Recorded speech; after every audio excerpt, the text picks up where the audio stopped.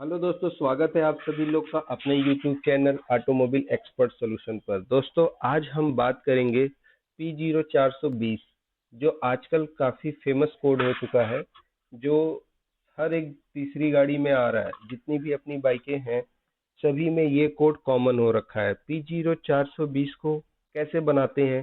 Catalytic system efficiency below 300, ये इसका description लिख के आता है। ये होता क्या है इसके बारे में डिस्कस करेंगे।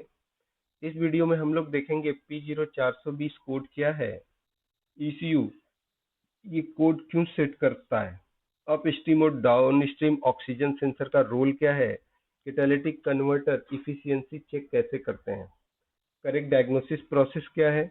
इन सभी पॉइंटों को हम लोग क्या करेंगे, एक एक करके डिस्कस करेंगे। दोस्तों, ये हमारा कैटालिटिक कन्वर्टर है। इसको 3 वे कैटालिटिक कन्वर्टर बोलते हैं। एक तरफ से आपका इंजन से निकलने वाली गैसें आती हैं और दूसरी तरफ से बाहर निकलती हैं। अगर आपका P0420 कोड आ रहा है तो इसका मतलब ये नहीं होता कि आपका कैटालिटिक कन्वर्टर खराब है। इसके लिए आपको सही डायग्नोसिस की जरूरत है। अगर आप सही डायग्नोसिस करोगे तो आपका प्रॉब्लम सॉल्व हो सकता है। कभी भी जब भी गाड़ी आ रही है और उसका MIL यानी चेक इंजन लाइट जल रहा है तो पहले DTC को स्कैन करेंगे। आप कोड स्कैन करिए।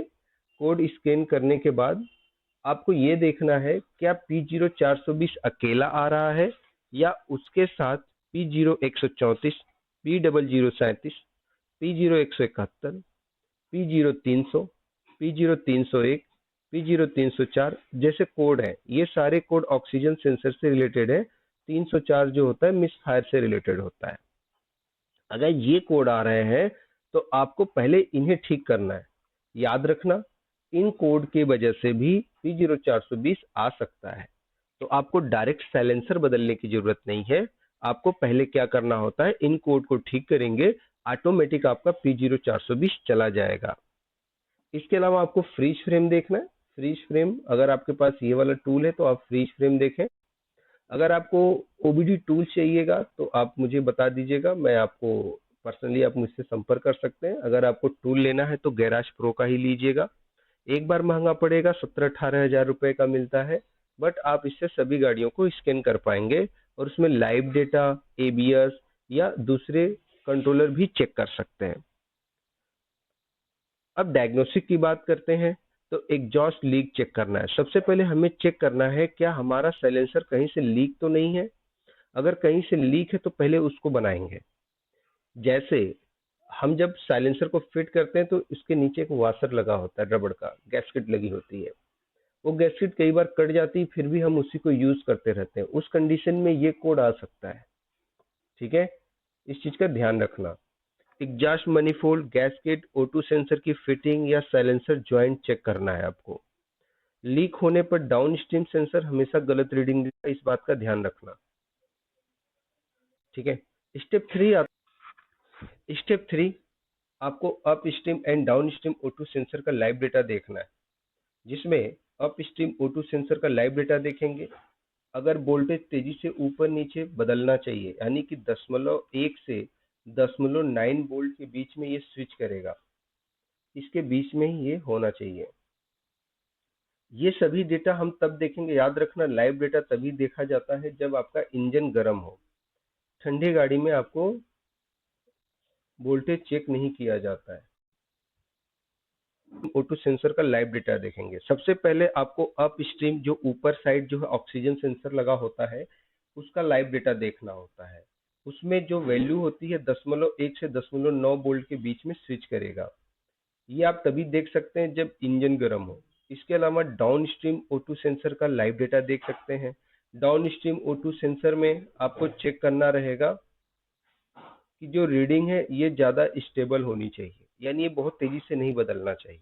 यही अंतर है दोनों में। अगर ये ज़्यादा तेज़ी से बदल रहा है तो मतलब ये गड़बड़ है।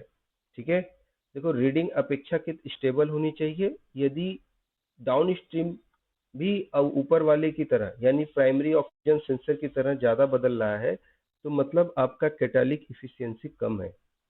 ठीक है। कैटालिक टेस्ट अगर आपको करना है तो इंजन को 2500 RPM तक चलाएं, गाड़ी गर्म होनी चाहिए।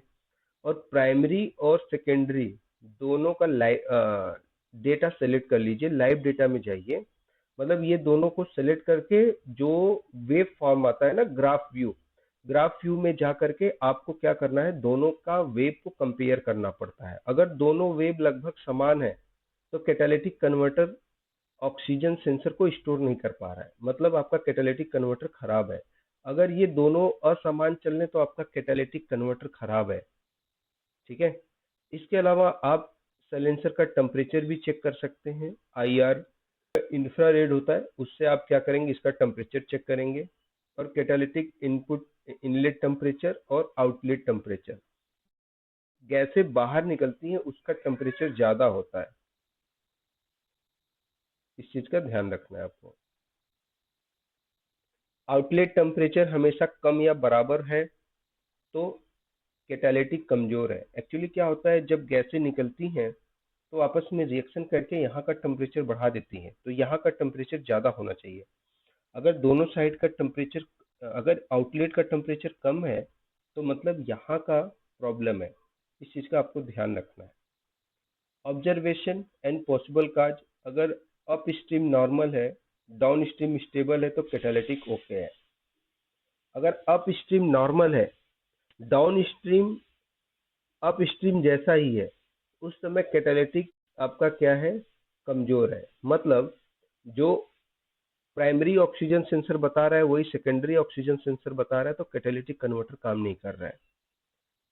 अगर डाउन स्ट्रीम सेंसर 0 1 के बीच में फिक्स है तो O2 सेंसर की वायरिंग खराब है। ठीक है। एग्जॉस्ट लीक, अगर एग्जॉस्ट लीक होगा तो P0420 आएगा, मिस फायर इशू आएगा, तो भी कैटालिटिक इफिशियंसी लो दिखाएगा। यानी कि अगर स्पार्क प्लग में प्रॉब्लम हुआ या मिसिंग का, अगर मतलब मिस फायर का केस आ रहा है, तो उस कंडीशन में आपका पॉसिबल काज क्या आएगा, P0420। कॉमन डायग्नोस्टिक आपको ध्यान रखना है, डायरेक्ट कैटालिटिक कन्वर्टर को रिप्लेस नहीं करना है। ठीक है। जब भी आप रिप्लेस करें उससे पहले आपको O2 सेंसर को चेक करना है, वायरिंग चेक करना है, फ्यूल मिक्सचर को चेक करना है, मिस फायर को चेक करना है और एग्जॉस्ट लीक को चेक करना है।